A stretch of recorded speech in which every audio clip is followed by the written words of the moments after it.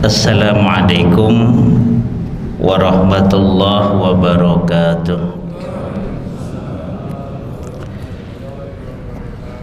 Alhamdulillahi rabbil alamin, wa bihi nasta'inu ala umurid dunya waddin, wassalatu wassalam ala asyrafil anbiya wal mursalin, amma ba'd.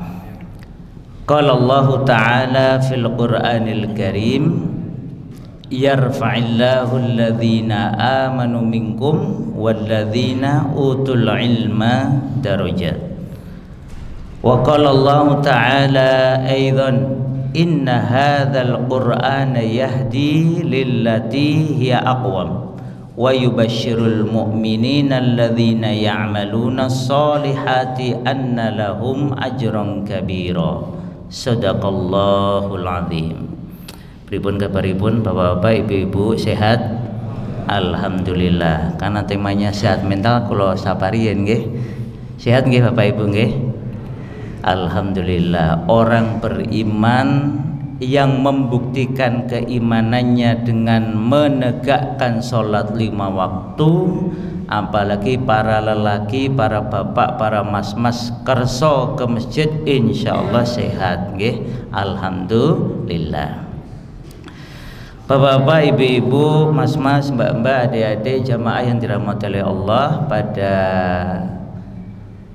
subuh kali ini kita akan berbincang tentang Islam sebagai solusi sehat mental. Saya bawakan nanti 2 kitab tulisan ulama-ulama kita yang memang secara serius mempelajari Islam dan juga secara serius mempelajari psikologi dalam sudut pandang Islam. Yang pertama nanti kita akan tengok judul bukunya Islam dan Kesehatan Mental, karya Profesor Dr. Zakiyah Darajat. Ini sudah meninggal semua ini yang saya bawa. Beliau ini adalah dianggap sebagai pelopor pertama, terutama dari kalangan muslimah, yang mempelajari tentang kesehatan mental maupun psikologi dalam pandangan Islam di Indonesia. Beliau dulu S2, S3-nya seingat saya di Mesir ya. Kemudian yang kedua nanti saya bawakan juga senior atau juniornya, yaitu Profesor Dr. Hasan Langgulung, teori-teori kesehatan mental. Ini Profesor Hasan Langgulung ini seorang ahli yang diakui di berbagai belahan dunia. Sayangnya ketika beliau pulang, beliau itu S2-nya di Mesir sehingga bahasa Arabnya sangat bagus, lalu S3-nya di Amerika. Karena waktu itu dan sampai sekarang ya, pusatnya psikologi itu di Amerika Serikat. Beliau kemudian menguasai bahasa Inggris juga dengan sangat bagus. Setelah pulang ke Indonesia, sayangnya waktu itu negara Indonesia belum siap menerima orang yang secerdas dan sekreatif Prof. Hasan Langgulung. Akhirnya beliau mau kembali ke Amerika Serikat, tetapi alhamdulillah teman-teman Malaysia dengar ada ahli psikologi pendidikan Islam kok disia-siakan gitu ya. Terus kemudian ditampung dan menjadikan satu di antara perkembangan pesat dari psikologi dan pendidikan di Malaysia sampai sekarang. Beliau sudah wafat di Malaysia dan buku-bukunya banyak sekali diterbitkan di Malaysia, dan alhamdulillah karena bahasanya mirip-mirip, maka sebagian bukunya Profesor Dr. Hasan Langgulung itu kemudian diterbitkan ulang dalam bahasa Indonesia. Saya sengaja menyebut 2 tokoh ini agar kita semakin akrab dengan ahli-ahli kita yang kadang namanya itu nggak lagi disebut, padahal penting. Karena mengingat para tokoh dan jasanya termasuk karya-karyanya adalah awal untuk kebangkitan, agar kita tuh merdeka. Kata seorang dosen kami yang sekarang tinggal di Turki, Profesor Dr. El Awaisi, Itu beliau mengatakan, jadi Prof. Al-Awaisi ini dulu dosen di Baitul Maqdis di Palestina. Kemudian sering bikin kegiatan di Masjid Al-Aqsa untuk mengajar tentang pentingnya Masjid Al-Aqsa bagi muslimin, bukan hanya bagi orang Palestina, berbasis Quran, berbasis hadis, berbasis riset. Lalu kemudian diketahui oleh Israel, lalu dia diusir dari Palestina. Beliau waktu itu memilih, Prof. Al-Awaisi ini memilih untuk tinggal di UK, di daerah United Kingdom. Lalu setelah itu beliau membuat namanya ISRA, Islamic Jerusalem Research Academy. Lalu kemudian beliau juga sempat mengajar di Malaysia, bikin S3 di sana. Lalu sempat ke Indonesia beberapa kali dan sekarang sedang kerjasama dengan para pengusaha muslim, terutama yang berkecimpung di Muhammadiyah, untuk kembali membangkitkan umat dengan kesadaran terhadap keutamaan Masjid Al-Aqsa dan wilayah sekitarnya. Nah, Prof. Al-Awaisi ini, Bapak Ibu jamaah sekalian, itu menyadarkan kita hal yang sangat penting, bahwa kemerdekaan itu dimulai dari kemerdekaan akal dan ilmu. Tidak ada kemerdekaan kecuali kemerdekaan yang berbasis ilmu. Indonesia adalah contoh nyata. Kita sudah perang fisik itu ratusan tahun. Sebagian berpendapat bahwa Indonesia itu bukan dijajah 350 tahun, tetapi Indonesia ini bangkit melawan penjajahan 350 tahun. Karena memang tidak langsung semuanya dijajah, terutama daerah yang kuat Islamnya itu biasanya paling susah dijajah. Karena orang yang punya iman yang kuat itu tidak mungkin tunduk kepada penjajahan. Nah, ketika Islam itu kokoh di dalam dada muslimin di Indonesia, kemudian kebangkitan perlawanan itu tidak lagi fisik, tetapi yang lebih kuat adalah dakwah dan pendidikan. Nah, salah satunya adalah pelopornya adalah yang ada di Yogyakarta ini, yaitu namanya Kiai Haji Ahmad Dahlan. Dari pendidikan itulah kemudian lahir berbagai kelembagaan, berbagai gerakan, dan kemudian akhirnya kita tahu murid-muridnya bekerja sama dengan murid-muridnya Kiai Hasyim Asy'ari di Surabaya, di Jawa Timur, dan kemudian nanti dari Sumatera Barat ada berbagai lembaga yang lain, sampai kemudian kelompok yang terdidik inilah yang kemudian menjadi pelopor utama kejayaan dan kemerdekaan Indonesia. Nah, kok kejauhan sampai situ nggih? Nah, kita kembali ke tema kita, Islam sebagai solusi sehat mental. Jemaah sekalian, kalau kita bicara kesehatan mental menurut Islam, mari kita tengok pernyataan Profesor Dr. Hasan Langgulung tentang apa itu kesehatan mental menurut Islam. Kesehatan mental dalam Al-Quran dan hadis, kata beliau, telah digunakan menggunakan sejumlah kata. Pertama adalah an-najah, yaitu keselamatan. Kedua adalah fauzun, kita biasa ketemu fauzil azim, fauzul azim, fauzan azim, dan semisalnya. Fauz, keberuntungan. Kemudian adalah al-falah, kita akrab dengan panggilan salat, hayya 'alal falah. Al-falah itu juga bermakna berkaitan dengan kesehatan mental, yaitu kemenangan atau kemakmuran, dan juga as-sa'adah, kebahagiaan. Makanya ada ulama menulis kitab Kimiyatus Sa'adah, kimia kebahagiaan. Nah, itu juga kaitannya dengan sehat mental. Bentuk kebahagiaan atau kesehatan mental menurut Islam, Bapak Ibu, itu mengandung dua unsur. Pertama, keberuntungan, kemenangan, kebahagiaan fit dunya, dan keberuntungan, kemenangan, kebahagiaan di akhirat. Maka satu di antara doa yang disunnahkan kita baca setiap hari, kalau bisa setiap ba'da sholat wajib, yaitu Rabbana atina fid dunya hasanah wa fil akhirati hasanah wa qina adzabannar. Nah, ini berarti doa agar kita mendapatkan kebaikan, kebahagiaan di dunia dan di akhirat. Itu bermakna juga sehat mental.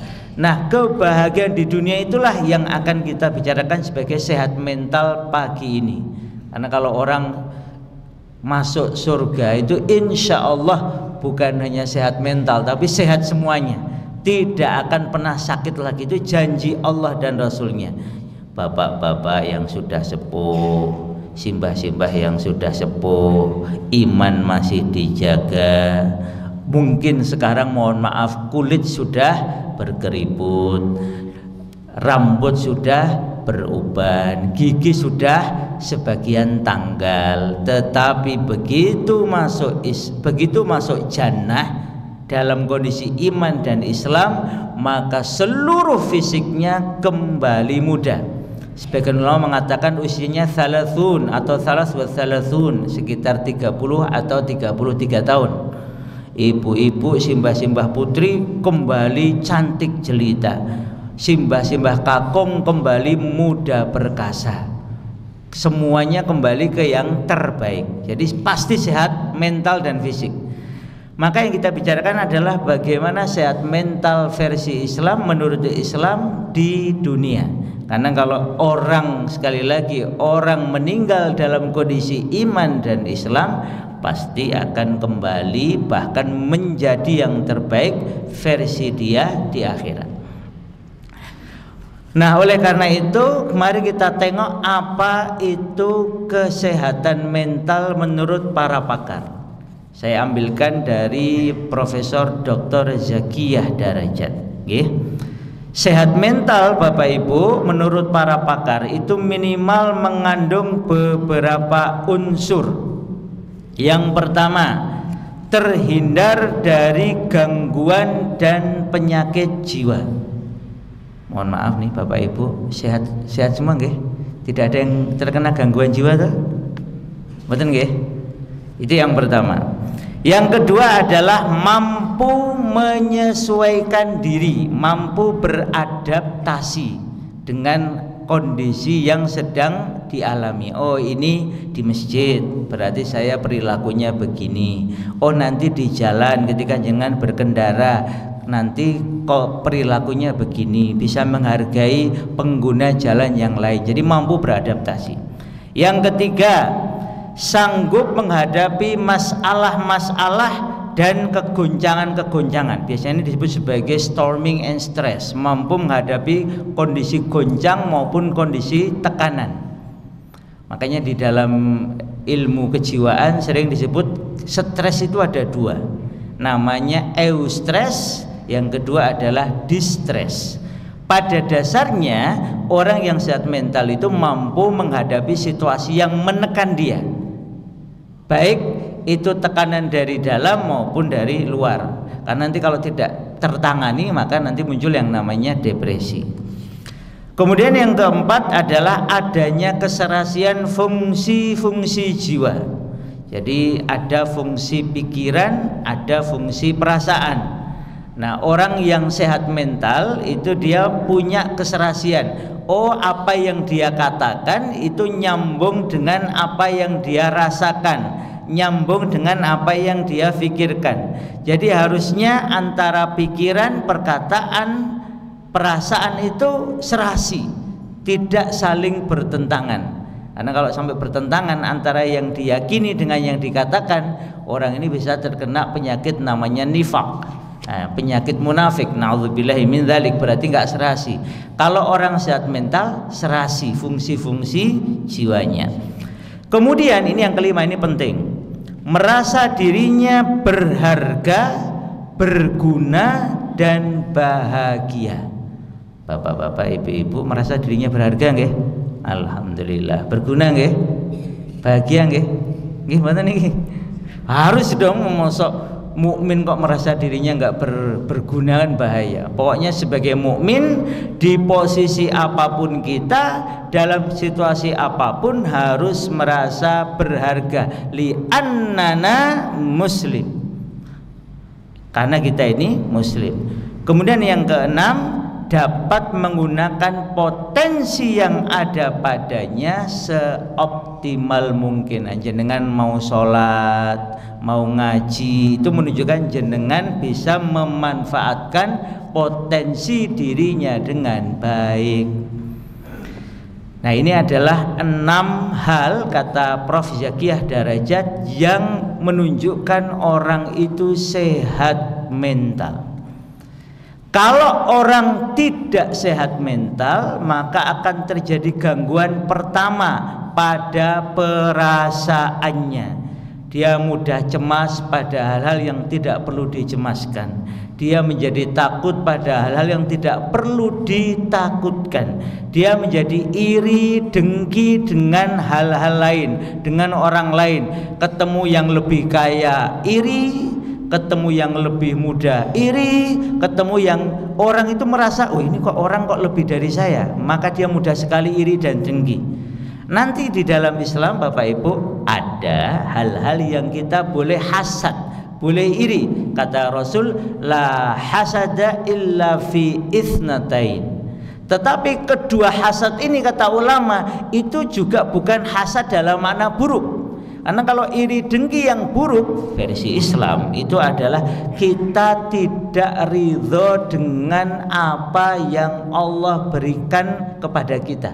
Makanya kita lihat ketika orang lain mendapatkan yang lebih, kita pengen itu dapat kepada kita, lalu hilang dari orang lain tersebut. Nah, ini yang dilarang dalam Islam. Kenapa itu terjadi? Berarti dia mengalami penyakit kejiwaan atau minimal gangguan kejiwaan. Begitu pula marah kepada hal-hal yang remeh-temeh. Kemudian dia merasa sombong. Jadi sombong berlebihan itu juga menunjukkan adanya gangguan kesehatan mental. Apa yang mau kita sombongkan? Rumah megah itu titipan. Mobil mewah umpamanya nggih, kalau kita punya mobil yang mewah itu cuma titipan. Baju bagus cuma titipan. Badan sehat cuma titipan. Semuanya cuma titipan. Kalau saatnya diambil sama pemiliknya selesai. Jadi semua harta kita, semua kebanggaan dunia kita itu titipan. Maka orang yang sakit jiwa atau minimal gangguan jiwa, dia menganggap titipan itu miliknya, padahal itu cuma amanah dari Allah. Kemudian gangguan mental nanti mempengaruhi juga pikirannya. Akhirnya dia tidak mampu berpikir dengan sehat. Dia tidak sadar bahwa yang sedang dia alaminya ini, yang dialami di dunia itu cuma sementara. Semua kelak akan diminta pertanggungjawabannya. Dia kemudian juga mengalami mudah lupa. Bukan berarti kalau mudah lupa otomatis sakit jiwa, mboten gitu, tetapi orang yang mengalami gangguan kejiwaan itu gampang lalen pada hal-hal yang tidak perlu dilupakan. Salah satunya nama Bapak Ibu, lupa kalau punya utang mamanya nggih, itu bahaya itu ya. Kemudian sukar memperhatikan. Makanya kalau ada anak-anak, ada remaja kok diajak ngomong susah, itu berarti mengalami gangguan. Makanya itu biasanya nanti gangguannya itu biasanya karena gadget. Anak-anak, remaja-remaja yang pegang gadget itu sekarang dianggap mengalami namanya gadget addiction atau social media addiction atau internet addiction. Jadi banyak sekali penyakit jiwa itu sekarang gara-gara adiksi internet dan atau media sosial dan atau gadget dan semisalnya. Nah itu gangguan. Kenapa? Nah, masih muda kok memperhatikan susah, masih muda kok lalen, masih muda kok akhlaknya buruk, nggak bisa menghargai orang tuanya. Nah ini kata Prof. Zakiah Darajat itu mengalami gangguan jiwa. Kemudian ada gangguan perilaku atau behavior, gangguan dia, behavior perilaku itu gangguan perilaku. Ada yang nakal, pendusta. Jadi orang ngapusi itu kata Prof. Zakiah Darajat itu tanda gangguan jiwa. Menganiaya diri sendiri atau orang lain. Kemarin ada video viral di Jawa Timur ada anak SMP, naudzubillah min dzalik, rame-rame memukuli temennya sendiri. Di video lagi. Naudzubillah. Itu tanda ada masalah dengan kejiwaan anak-anak kita. Kemudian juga nanti gangguan kejiwaan itu bisa mempengaruhi kesehatan tubuh. Awalnya mungkin psikosomatis, dia ngerasa perutnya sakit, padahal dites nggak sakit.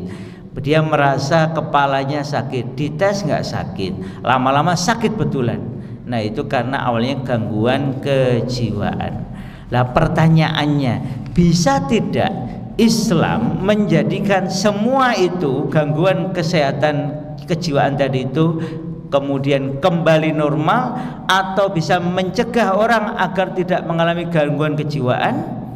Maka jawabannya bisa dan pasti bisa. Itu jawaban yang mantap dari para ulama dan risetnya banyak. Jadi iman contohnya ya, orang Islam itu kan nanti salah satunya ditunjukkan dengan adanya keimanan. Orang yang tidak beriman tidak akan pernah tenang jiwanya, sebab ia selalu mencari, mengolah, melakukan uji coba terus menerus, dan biasanya trial and error, coba dan gagal. Tetapi orang yang beriman, orang yang yakin kepada Allah, orang yang yakin kepada Al-Quran, yakin kalau Al-Quran itu sebaik-baik pedoman, yakin kalau membaca Al-Quran ada pahalanya, yakin kalau mempelajari Al-Quran akan mendapatkan solusi terhadap berbagai permasalahan. Untuk apa dia gangguan jiwa wong dia punya Quran?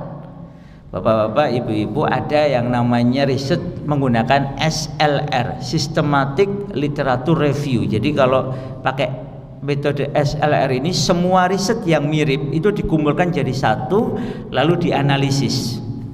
Menarik, ada ribuan bahkan ratusan ribu bahkan mungkin jutaan riset tentang Quran, macam-macam. Salah satunya itu adalah listening to the Quran. Ini malah risetnya di barat ya, listening to the Quran, mendengarkan Quran. Kan tadi kita bersama imam kita kan tadi sholat, kemudian kita kan mendengarkan imam kita membaca Al-Fatihah, lalu membaca surat-surat atau ayat yang beliau pilih. Nah kelihatannya cuma sepele, tetapi kalau kita mendengarkan Al-Quran sekitar 10 menit saja, kalau kita mendengarkan Quran sekitar 10 menit saja, sebagian bahkan mengatakan di bawah 10 menit, kok apalagi di atas 10 menit per hari, 10 menit saja, itu kita mengalami ketenangan jiwa yang tidak didapatkan kecuali dengan mendengarkan Al-Quran. Bahkan penelitian menunjukkan orang yang kafir, tidak beriman, dia tidak ngerti bahasa Arab, tidak percaya kepada Quran itu, dia bukan orang Islam, lalu dicoba, ini banyak sekali risetnya ini, videonya juga banyak, dicoba suruh dengarkan Quran, sebagian nangis. Jadi di dalam video orang-orang non Islam ini nangis. Ditanya, kenapa Anda nangis? Saya nggak tahu, saya mendengarkan lagu Anda, dikiranya lagu, saya nggak tahu artinya apa, tapi kok saya itu nangis. Jadi di video itu pada nangis. Sebagian yang itu mengatakan saya nggak tahu ini apa, tetapi indah sekali. Kemudian jantung saya itu rasanya itu tenang setelah mendengarkannya. Loh, Anda tahu ini apa? Enggak tahu. Pernah dengar yang kayak gini? Enggak pernah. Jadi video-video ini yang sangat banyak ini Bapak Ibu, itu menunjukkan bahkan orang-orang yang non-Islam, tidak ngerti Quran, tidak ngerti bahasa Arab, itu bisa nangis dan bisa berkomentar bahwa this is very beautiful, ini sangat indah. Lalu baru diberitahu, Anda tahu nggak? Ini namanya the Holy Quran. Kami orang Islam itu meyakini ini datang dari Allah. Maka sebagian mereka ini Bapak Ibu dengan izin Allah kemudian masuk Islam. Maka ada beberapa buku yang menghimpun masuk Islamnya orang-orang non-Islam itu karena awalnya karena mendengarkan Al-Quran. Itu enggak hanya satu, banyak banget. Sampai ada seorang syekh namanya Syekh Fat Al-Kandari dari Kuwait itu bikin acara sekitar 30 episode. Itu judulnya adalah Bil Quran Ihtadait. Jangan bisa cari itu. Bil Quran Ihtadait, dengan Quran aku mendapatkan hidayah. Itu bukan orang ecek-ecek, profesor, doktor, itu banyak sekali yang masuk Islam dengan berbagai cara. Awalnya sepele, kelihatannya cuma sepele, mendengarkan Al-Quran. Itu baru mendengarkan, belum membaca, belum menghafal, belum mempelajari, belum mentadabburi. Baru mendengarkan saja itu kita mendapatkan sesuatu yang tidak didapatkan kecuali dengan itu.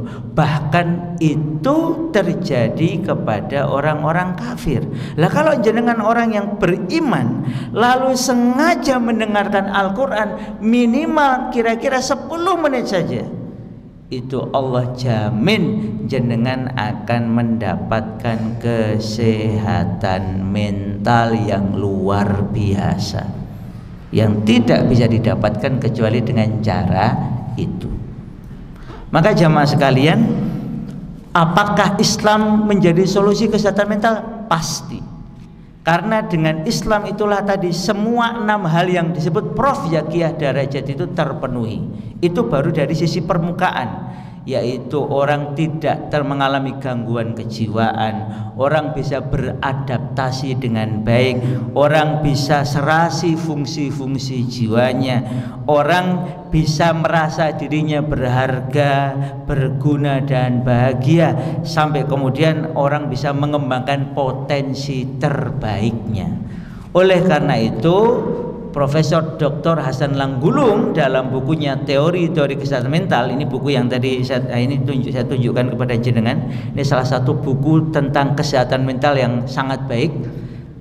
Memang tebal karena isinya adalah menghimpun semua teori dan kemudian jawaban Islam atas segala teori-teori itu. Maka beliau mengatakan, Bapak Ibu, prinsip kesehatan mental itu kan sebenarnya gangguan mentalnya dulu, gangguan mental itu kan cuma 2. Pertama berkaitan dengan masa lalu, kedua berkaitan dengan masa depan. Berkaitan dengan masa lalu itu adalah yaitu orang masih terngiang-ngiang apa yang terjadi di masa lalu dan dia merasa menyesal. Ya Allah, kenapa dulu saya begini? Coba kalau saya begini. Jadi menyesal, masih terganggu dengan kejadian yang sudah terjadi di masa lampau. Dan kata Prof. Langgulung, itu tidak layak terjadi kepada orang beriman. Kenapa? Karena orang beriman, kalau dia beriman kepada Allah, dia harus sadar bahwa segala yang terjadi sudah Allah Ta'ala tetapkan.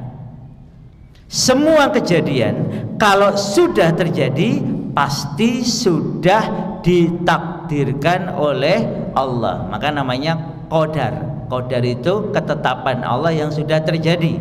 Kalau qadha itu ketetapan Allah yang belum terjadi dan pasti terjadi. Jadi kalau ada kejadian di masa lampau sudah terjadi, mungkin menurut kita buruk, tetapi mau baik mau buruk itu sudah takdir Allah, khairihi wa syarrihi, Maka orang beriman kalau dia yakin dengan Allah dan apa-apa yang Allah tetapkan, maka tidak layak dia masih mengungkit-ungkit kejadian lampau. Tidak ada. Semua yang sudah terjadi bagi kita ya Bapak Ibu orang beriman, itu berarti sudah yang terbaik menurut Allah. Maka nggak boleh grundel, nggak boleh andekan, nggak boleh seandainya, itu mendatangkan waswas minasyaiton kata Rasul. Orang beriman tidak berandai-andai terhadap masa lalu. Masa lalu sudah terjadi, kita terima sebagai takdir Allah. Kalau kita salah, kita bertaubat. Kalau kita keliru, kita mengambil pelajaran dari kekeliruan itu dan kemudian melangkah ke depan. Entah itu berkaitan dengan diri sendiri, bisa berkaitan dengan orang lain. Kita tidak lagi menyesali, kita tidak lagi galau dengan masa lalu, kita terima. Makanya di dalam Islam Bapak Ibu tidak ada luka pengasuhan. Luka pengasuhan itu teorinya orang kafir yang sakit jiwa. Lah kok orang-orang Islam sekarang bicara luka pengasuhan agar kita tidak mengalami luka pengasuhan. Ya Allah, ini wong psikologi apa wong kafir tuh kita ini. Saya orang psikologi, tapi kalau ada teori dari kafir, dari orang psikolog non muslim yang aneh-aneh, yang melanggar akidah kita, ya nggak usah diterima. Wong dia nggak beriman sama Allah kok kita terima. Sakit jiwanya, ya kurang kerjaan itu. Makanya kalau dia ngajari nggak ibu-ibu bapak luka pengasuhan, kemudian kita masih membawa luka, itu kalau orang kafir pantas ngomong kayak gitu. Kalau orang beriman kata Prof. Langgulung nggak pantas, karena orang beriman tuh beriman kepada takdir Allah khairihi wa syarrihi. Kalau sudah terjadi ya sudah, berarti menurut Allah itu yang paling baik. Tugas kita mengambil pelajaran. Wong sudah kejadian. Maka di dalam Al-Quran kita diajari bagaimana Nabi Yusuf alaihissalam memaafkan saudara-saudaranya yang sudah berbuat jahat kepadanya. Karena itulah maka Allah Ta'ala memuliakan Nabi Yusuf alaihissalam sampai sekarang. Betapa banyak orang itu memberi nama anaknya Yusuf atau Yosef gitu ya kalau dalam bahasa Inggris itu. Dan betapa mulia Nabi Yusuf alaihissalam itu sampai sekarang dan sampai besok di akhirat. Karena satu di antara amalannya adalah memaafkan, menerima takdir Allah yang sudah terjadi, tidak gerundel dengan takdir Allah, menganggapnya sebagai tanda dan jalan kemuliaan. Oleh karena itu Bapak Ibu sekalian, Islam mengajak kita untuk sehat mental. Dasar utamanya adalah rukun iman. Jadi kalau kita itu iman kepada Allah, kita akan sehat mental, termasuk meyakini bahwa segala kejadian sudah Allah tetapkan. Kemudian berikutnya kesehatan mental yang jenis yang kedua ini adalah tentang masa depan. Oleh karena itu ketika kita bicara masa depan, Islam mengajarkan masa depan yang sesungguhnya adalah akhirat, bukan dunia. Dunia ini sementara. Makanya kalau ada orang beriman dizolimi di dunia sampai dia meninggal dunia, seperti saudara-saudari kita di Gaza, kita tetap yakin karena ini masih dunia, ini masih tempat ujian. Kalau tempat ujian itu wajar. Sebagaimana muslimin Rohingya masih dizolimi karena masih dunia. Lah itu meninggal dunia, terzolimi, masih dunia. Kalau besok di akhirat baru keadilan yang sesungguhnya. Loh kalau kita ini napa niki menganggap dunia ini nggak adil, memang dunia ini tempat ujian. Sebagaimana dulu ada nggih simbah-simbah kita berjuta-juta jumlahnya itu dizolimi penjajah kafir Belanda sampai meninggal dunia. Di Romusa sama Jepang sampai meninggal dunia. Itu banyak banget, jutaan. Apakah kemudian kita bilang bahwa mereka sia-sia? Enggak, karena darah mereka lah hari ini Indonesia merdeka. Apakah kita bilang Pangeran Diponegoro kurang kerjaan, dadak ngelawan Belanda? Itu yang meninggal itu jutaan. Jangan cek nanti data perang Jawa. Cuma 5 tahun lamanya itu yang dari muslimin yang meninggal gara-gara perang Jawa itu diceritakan jutaan jumlahnya. Apa kita bilang itu sia-sia? Enggak. Sebagaimana kita juga yakin bahwa yang syahid di Gaza tidak sia-sia. Kelak mereka mendapatkan yang terbaik. Kalau mereka ini syahid, insya Allah mereka hari ini sedang menikmati jannah. Kita belum tentu masuk surga. Ini saudara-saudari kita yang syahid ini sudah menikmati jannah. Maka Allah mengatakan, jangan katakan yang meninggal di jalan Allah itu mati. Bukan, mereka hidup di sisi Allah. Nah, kesehatan mental Bapak Ibu mengajarkan kepada kita bahwa yang beruntung itu yang mati dalam kondisi iman, bukan yang menjajah, bukan yang kaya raya tapi kafir, bukan yang korupsi dan kemudian sekarang ongkang-ongkang kaki. Enggak. Tetapi Islam mengajarkan kepada kita yang mulia adalah yang hidup bersama iman dan Islam, dan yang wafat dalam kondisi iman dan Islam. Mereka nanti dibangkitkan dalam kondisi iman dan Islam dan akan mendapatkan semua yang Allah Ta'ala janjikan fil akhirah. Oleh karena itu, kalau kita bicara kesehatan mental menurut Islam berkaitan dengan masa depan, tugas kita adalah bersungguh-sungguh berbekal. Saya akhiri ini dengan kalimat dari Rasulullah SAW dalam satu hadis yang sahih. Orang yang cerdas, beliau nyebutnya kayis, itu adalah orang yang mengingat kematian, wa alima lima ba'dal maut, dan kemudian dia beramal untuk kehidupan setelah kematian. Oleh karena itu Bapak Ibu sekalian, marilah kita ingat bahwa kelak kita akan wafat, kita akan mati, dan kita akan tinggalkan dunia ini. Maka berbekalah sebaik-baik bekal.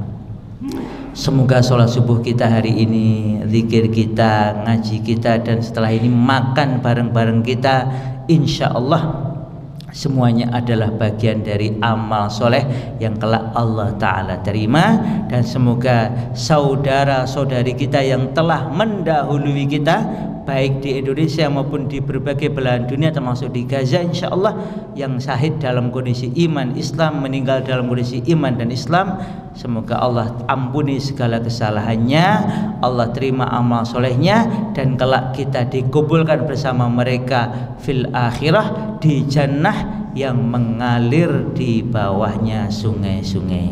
Demikian, semoga yang sedikit ini bermanfaat. Marilah kita sapa kanan kiri kita dengan sebaik-baiknya, dan semoga kita sekali lagi dalam kondisi iman Islam hingga akhir hayat kita.